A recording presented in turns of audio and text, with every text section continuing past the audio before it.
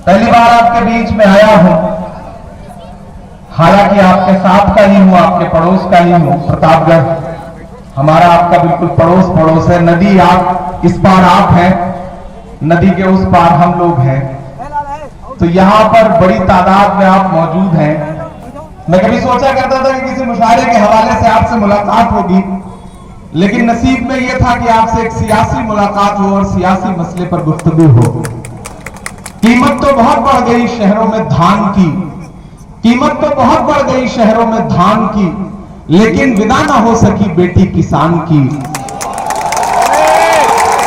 कीमत तो बहुत बढ़ गई शहरों में धान की, लेकिन विदा ना हो सकी बेटी किसान की। मौका मिला तो लोगों ने कुर्सी के वास्ते तस्वीर ही बिगाड़ दी हिंदुस्तान की। गौती वालों, आने वाले कुछ दिन बाद आपको पोलिंग बूथ पर जाना है और ईवीएम का बटन दबा करके उत्तर प्रदेश के भविष्य का फैसला करना है। साथ ही साथ आपको अपनी विधानसभा के भी भविष्य का फैसला करना है।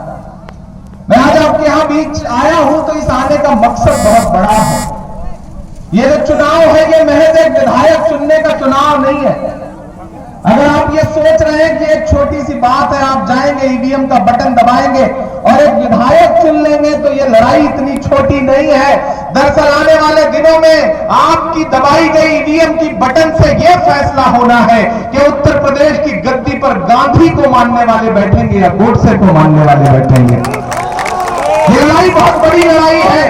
मैं इस लड़ाई में आपके बीच में आपको आगाह करने आया हूं। गौती के इस गांव में मुझे खुशी हो रही है कि हिंदू, मुस्लिम, सिख, ईसाई एक ऐसा खूबसूरत भारत देख रहा हूं मैं, जिसकी परिकल्पना कभी महात्मा गांधी जी ने, पंडित जवाहरलाल नेहरू जी ने, मौलाना आजाद साहब ने की थी।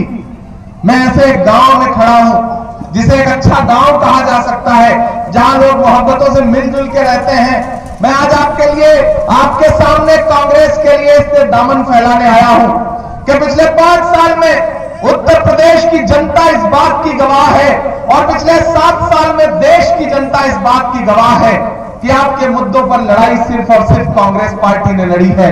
याद करो कि जब हाथरस में एक दलित बिटिया को बलात्कार के बाद उसे जला दिया गया जबरन, तो सारी राजनीतिक पार्टियां चुप थी।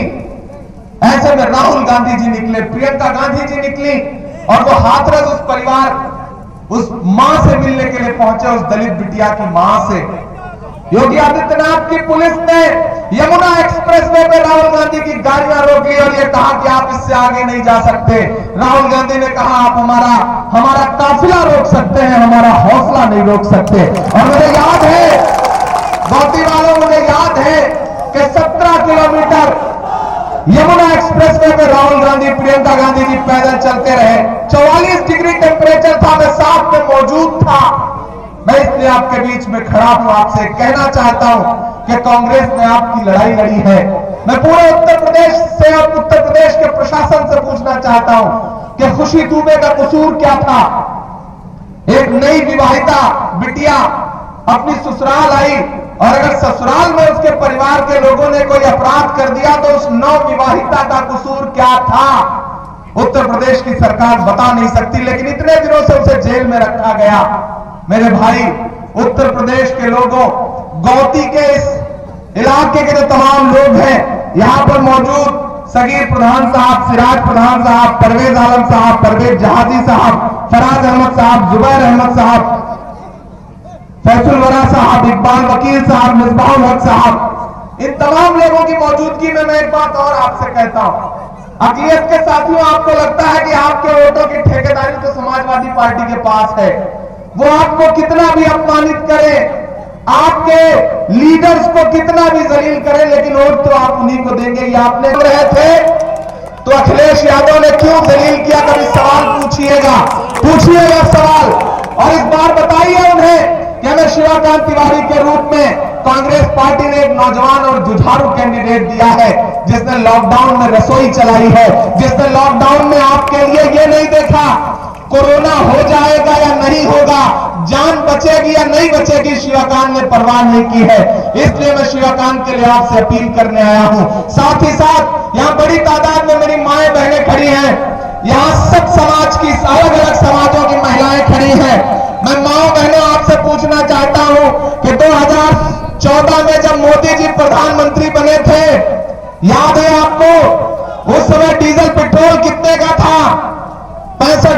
लीटर था, आज कितने में है? 100 रुपए के पास पहुंच गया।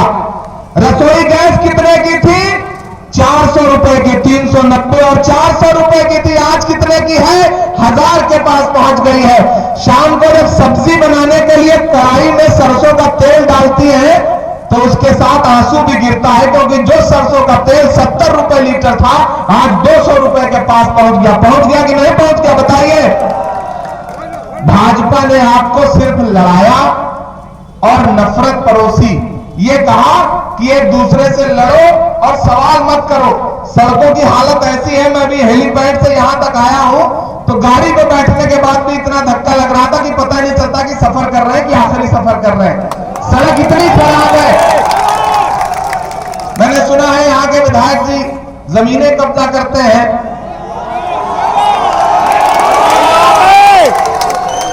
अगर उन्होंने सच में समाज सेवा करनी थी तो एक आध ग्राम समाज की जमीन कब्जा करके इन नौजवानों के लिए कोई खेल का स्टेडियम बनवा देते, मैदान बनवा देते।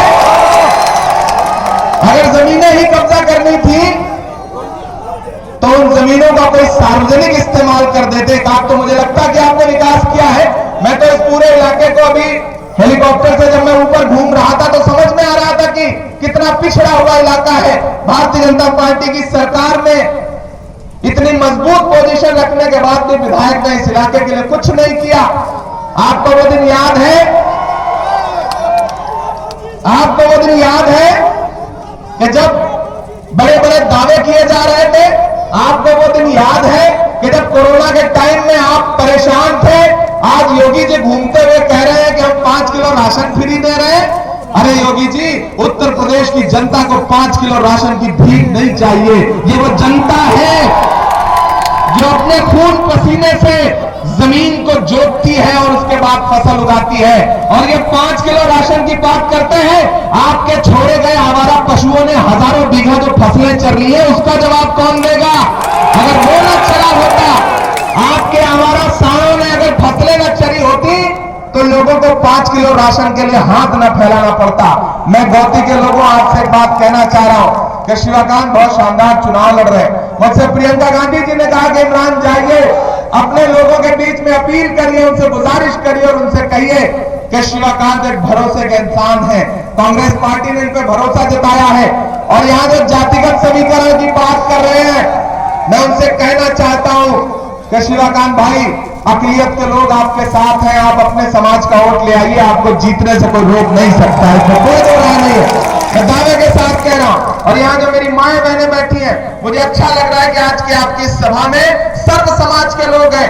आपके बीच में कोई आएगा हिंदू बन के वोट मांगेगा, कोई आएगा मुसलमान बन के वोट मांगेगा, लेकिन कांग्रेस का जब भी कोई आएगा तो आपसे इंसान बन के वोट मांगेगा, इंसानियत के नाम पे वोट मांगेगा। गौती वालों, मैं आपसे बहुत ज्यादा गुफ्तगू नहीं करूंगा। आपको एक छोटी सी कहानी सुनाता हूं कि महान बादशाह सिकंदर ने यूनान फतेह किया, यूनान जीता। जीतने के बाद वो जीत का जश्न मनाने के लिए शहर की सड़कों पर निकला अपने घोड़े पर सवार होकर के। तो उसने देखा कि पूरा शहर जश्न मना रहा है, लेकिन एक फकीर जो है बेसुध होकर के सो रहा है। सिकंदर को गुस्सा आया। सिकंदर अपने घोड़े से उतरा और उस फकीर के पास गया और जोर की लात उस फकीर को मारी और मार के कहा कि उठ रे फकीर, मैंने शहर जीत लिया है, सारे लोग जश्न मना रहे हैं, तू बेसुध होकर के सो रहा है। फकीर ने आंखें खोल के उनींदी आंखों से सिकंदर को देखा और देख करके कहा कि शहर जीतना, शहर फतेह करना बादशाह का काम है, लेकिन बादशाह एक गधे के हाथ में सौंप दी जो लात मार रहा है। आप बताओ 2014 में नोटबंदी की लात पड़ी थी आपको या नहीं पड़ी थी? कहते ना कि कभी मुसीबत आएगी तो परिवार के काम आएगा, लेकिन मोदी जी ने कहा कि नहीं, जो आपके गुल्लक में रखा है, जो आपके आटे के डब्बे में पैसा रखा है, वो भी निकालो और बैंक में चलो जमा करो और बदलो। क्यों? क्योंकि आपका पैसा उन्हें अडानी और अंबानी को देना था। वो पैसा उन्होंने अंबानी और अडानी को दे दिया। ये नहीं पूछा कि ये हिंदू का पैसा है कि मुसलमान का पैसा है कि सिख का है कि ईसाई का है, क्योंकि उनको सिर्फ उद्योगपतियों का भला करना है। 700 किसान शहीद हो गए सिंघू बॉर्डर पे और गाजियाबाद बॉर्डर से लेकर के बैठे हुए। क्या कह रहे थे वो? यही तो कह रहे थे कि आप जो कृषि कानून लाए हैं ये हमको समझ में नहीं आ रहा है, इसे वापस ले लीजिए। लेकिन मोदी जी कह रहे थे कि नहीं वापस लेंगे, क्योंकि ये अडानी और अंबानी के लिए हमने बनाया है। आखिरकार मजबूर होकर के उन्हें मानना पड़ा, वापस लेना पड़ा। लेकिन तब तक 700 जाने जा चुकी थी। 700 किसान महंगाई पर बात कर रही हैं, नौकरी देने पर बात है। मुझे अच्छा लग रहा है यहाँ बड़ी तादाद में माएँ हैं, किसी ने नकाब पहन रखा है, किसी ने हिजाब पहन रखा है, किसी ने पल्लू डाल रखा है। ये हमारे आपके घरों की परंपरा है। मुझे अच्छा लग रहा है कि 50-50 साल की बूढ़ी चाचियां यहाँ पे बैठी हैं, माएँ बैठी हैं, लेकिन गांव में आज भी संस्कार ऐसे हैं कि उन्होंने घूंघट कर रखा है, पल्लू डाल रखा है सर पर। लेकिन भाजपा क्या कहती है कि अगर कर्नाटक में एक बिटिया हिजाब पहन के चली जाएगी स्कूल तो 100 गुंडे घेर करके नारा लगाएंगे। आज वो हिजाब पे नारा लगा रहे हैं, कल आपसे कहेंगे कि घूंघट उतार के चेहरा दिखाओ, परसों वो सरदार बहनों से कहेंगे कि पगड़ी उतारो। मेरे भाई भाजपा की बांटने वाली राजनीति से बाहर निकलो। और मुझे अच्छा लग रहा है आप बेटियों को देख करके, बहनों को देख करके, ये जो इंकलाब प्रियंका गांधी ने खड़ा किया है, ये पूरे देश में एक नारा बन गया है। शिक्षा के मंदिर के अंदर नफरत की तैयारी है, शिक्षा के मंदिर के अंदर नफरत की तैयारी है। मोदी जी के नए इंडिया की जनता आभारी है। एक बेटी ने इंकलाब का हाथ उठा के बता दिया, एक शेरनी जाने कितने लंगोरों पर भारी है। बस्ती वालों, इस लड़ाई में कांग्रेस के साथ आइए। मैं आपके बीच का हूं, आप मुझे जानते हैं, चाहते हैं, मुझसे मोहब्बत करते हैं, मेरी नज़्में सुनते हैं। जब मैं नजीब के लिए नज़्म पढ़ता हूं तो आप भी मेरे साथ रोते हैं। जब मैं हिंदुस्तान के हर मसले पर बोलता हूं, मैं भी आप ही की तरह गांव से निकला हूं, मैं भी आप ही जैसा हूं। प्रतापगढ़ आपके यहां से बहुत दूर नहीं है, बहुत मेरे पास कोई विरासत नहीं थी, मैं किसी सियासी घराने से नहीं आता। लेकिन 2018 में जब राहुल जी से मेरी मुलाकात हुई तो राहुल जी ने मुझसे कहा कि इमरान सियासत में आओ, जिन मुद्दों पर नज़्में पढ़ते हो उन मुद्दों का बुनियादी हल तलाश करो। मैंने राहुल जी की बात पे आमीन कहा, मैं कांग्रेस पार्टी मैंने ज्वाइन की। आज इतनी कम उम्र में, महज 2.5 साल के सियासी सफर में राहुल गांधी जी ने मुझे माइनॉरिटी डिपार्टमेंट का राष्ट्रीय अध्यक्ष बनाया है आपकी दुआओं से। हमारा आपका मंडल एक है, इलाहाबाद मंडल आपका भी है और मेरा भी है। हम एक घर के रहने वाले लोग हैं, हम एक गांव के लोग हैं। मैं भी आप ही की तरह गांव में पैदा हुआ हूं। मैं आपसे शिवाकांत के लिए अपील करने आया हूं और ये कहने आया हूं कि शिवाकांत को जिताइए। शिवाकांत आपको मायूस नहीं करेंगे, निराश नहीं करेंगे। भाजपा वाले को 5 साल देख लिया है। इधर अखिलेश जी ने भी, कोई उषा जी हैं, उषा मौर्य जी हैं शायद प्रत्याशी, कभी इधर कभी उधर, हर जगह बेचारी कोशिश करती रही, फाइनली टिकट वहां से ले आई। लेकिन मेरे भाई, अगर सर्व समाज का किसी को वोट मिल रहा है, वो चाहे ब्राह्मण हो, चाहे वो मुस्लिम हो, चाहे दलित हो, चाहे पिछड़ा हो, अगर किसी को वोट मिल रहा है तो वो शिवाकांत को मिल रहा है। शिवाकांत ने जो काम किया है उस काम की बुनियाद पे मिल रहा है। मैं आपसे इतना कहूंगा कि शिवाकांत को जिताइए।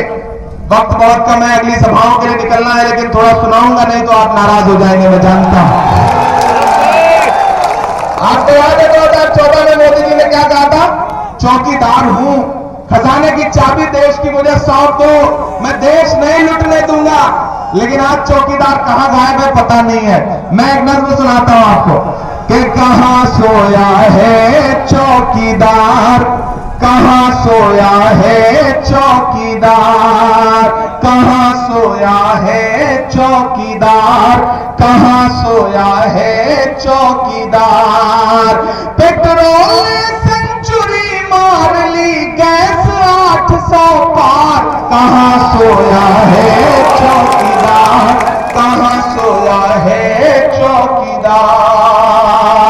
यहां हमारे कवि मित्र शिवशरण बंधु जी हैं, बहुत पहले आए, कवि सम्मेलन मुशायरे में आया था मैं फतेहपुर महोत्सव में कई साल पहले। आज उन्हें देख के अच्छा लगा। तमाम ऐसे चेहरे हैं जो इलाहाबाद विश्वविद्यालय के हमारे साथी हैं, मैं भी उसी इलाहाबाद विश्वविद्यालय का पढ़ा हुआ हूं। तो मैं यहां खड़ा होकर के, चौकीदार कहां सोया है चौकीदार, पेट्रोल ने सेंचुरी मार ली, गैस 800 पार, कहां सोया है चौकीदार, कहां सोया है चौकीदार। चाय बेचने वाला पूरा भारत बेच रहा है। प्रधानमंत्री जी ने पार्लियामेंट में अभी 10 दिन पहले क्या कहा कि बताओ 70 साल में कांग्रेस ने क्या बनाया है। अरे प्रधानमंत्री जी, आप जिस वडनगर स्टेशन पे झूठी वाली चाय बेचते थे वो स्टेशन भी कांग्रेस ने ही बनाया है कि चाय बेचने वाला पूरा भारत बेच रहा है, इसी काम में हासिल उसे महारत बेच रहा है। रेल बिक गई, तेल बिक गया, बिका हवाई अड्डा, सब कुछ बिकता देख के खुश हैं अपने जेपी नड्डा। जनता महंगाई की मारी करती हाहाकार, कहां सोया है चौकीदार, कहां सोया है चौकीदार। और मेरे भाई, इस बड़ी लड़ाई में यह मत समझना कि सिर्फ वोट डाल देने से जिम्मेदारी पूरी हो जाएगी।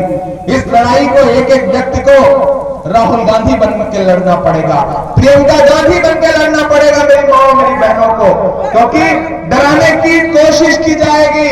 एक तरफ धन है, बल है, पुलिस का बल है, प्रशासन का बल है, और एक तरफ लोकतंत्र की ताकत है। भाजपा दरअसल चाहती है कि देश में लोकतंत्र ना रहे, भाजपा चाहती है कि देश में संविधान कमजोर हो जाए। वो संविधान जो हमें ताकत देता है कि जितना अंबानी के वोट की कीमत है उतना ही आपके भी वोट की कीमत है, जितना अडानी के वोट की कीमत है उतना ही इमरान प्रतापगढ़ी के भी वोट की कीमत है। यह ताकत कौन देता है? डॉक्टर बाबा साहब भीमराव अम्बेडकर का लिखा हुआ संविधान। उन्हें बताओ कि हम डरने वाले लोग नहीं, हमें डराया नहीं जा सकता। कि मत समझना डराने से डर जाएंगे, मत समझना, ये मैंने इसको पढ़ रहा हूं, आप समझ लें कि मैं आपके यहां के लिए पढ़ रहा हूं।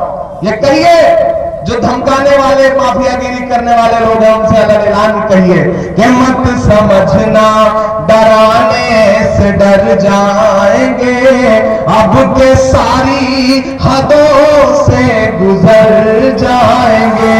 मौत के नाम का खौफ देता है क्यों, मौत के नाम का खौफ देता है क्यों, मौत जिस रोज आएगी मर जाएंगे।